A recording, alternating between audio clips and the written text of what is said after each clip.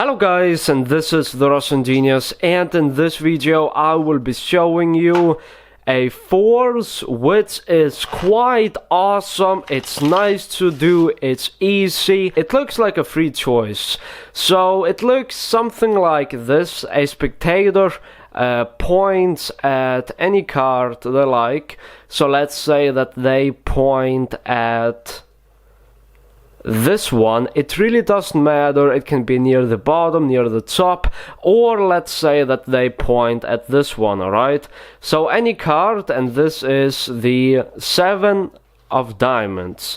So as you can see inside the box, I actually have the 7 of heart, the card which matches the 7 of diamonds. So that was the force, and let's move on to the tutorial. This force is quite simple to do, it's really easy, and you need a little bit of practice before you will be able to do it. So basically it's done like this. Let's use the ace of clubs.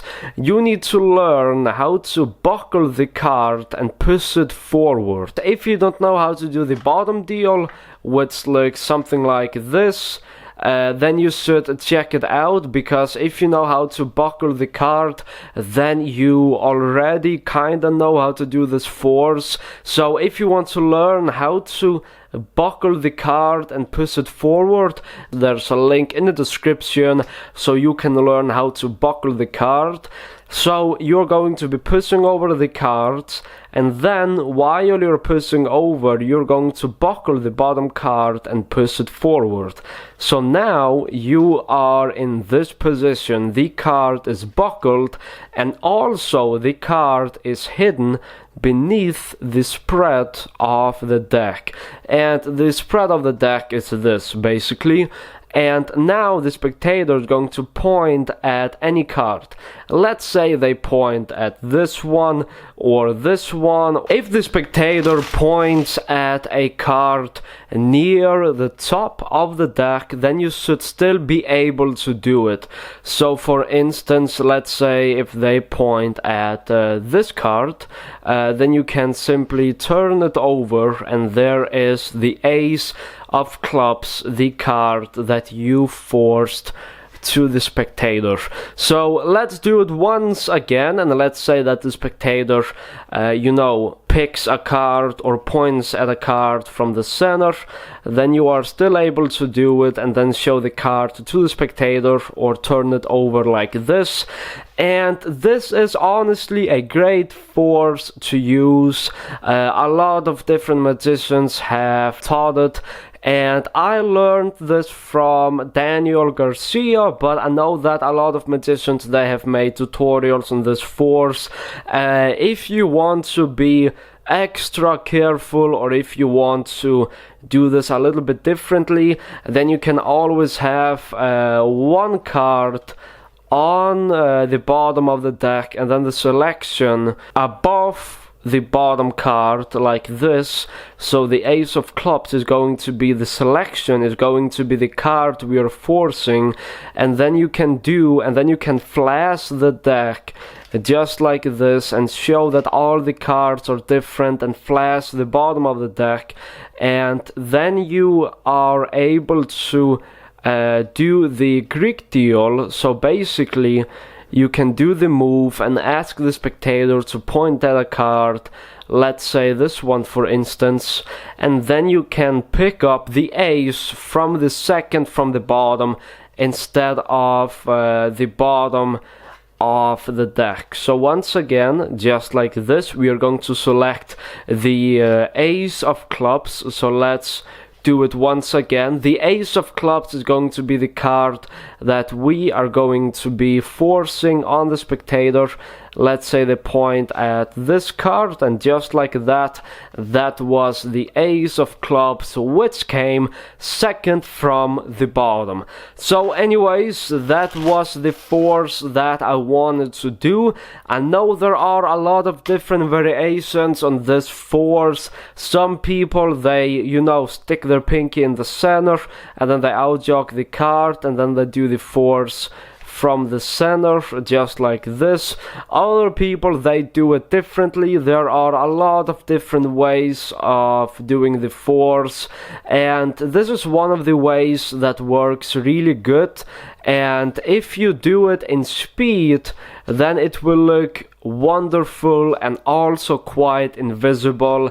If you are doing a trick like any card at any number where one of the spectator picks, for example, a card that is less than 5, let's say the 3 of hearts, and then you ask another spectator to pick any card they want, and then you want to force the 4.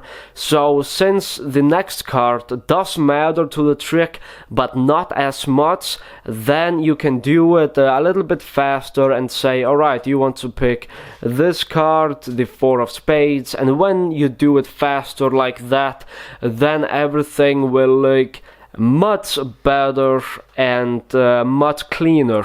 If you of course have the presentation under control and all that stuff that you need to have under control. Anyways, that was basically all that I wanted to say, and I hope that it makes sense what I was talking about when I said any card at any number.